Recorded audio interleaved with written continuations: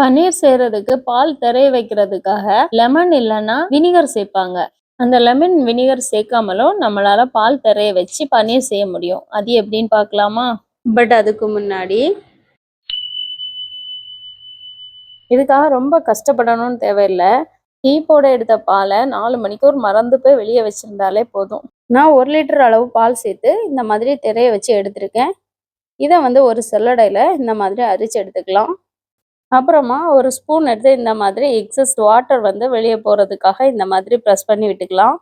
இதை ஒரு பிளேட்டில் தட்டி நம்ம கையால் நல்லா பிசைஞ்சு இந்த மாதிரி விட்டுக்கணும்.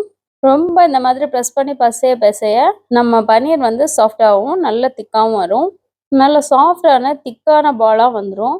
இதை இந்த மாதிரி உருட்டி வச்சுட்டு ஒரு வெட் கிளாத் எடுத்து அதில் இந்த பால்ஸை ப்ரெஸ் பண்ணி விட்டுட்டு முதல்ல இந்த சைடு, அதுக்கப்புறமா மேலேருந்து கீழே, அதுக்கப்புறம் கீழேருந்து மேலே வச்சு அப்படியே மடித்து எடுத்துக்கணும்.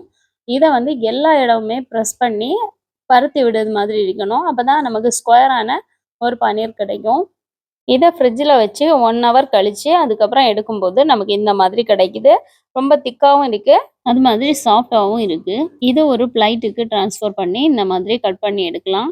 இதில் நான் 4ஆவும் 3ஆவும் கட் பண்ணியிருக்கேன். ஸோ எனக்கு 12 பீஸ் பன்னீர் கிடைக்குது. இந்த பன்னீரில் நமக்கு தேவையான எல்லா பன்னீர் ரெசிபீஸும் செய்யலாம், எந்த பிரச்சனையும் இருக்காது.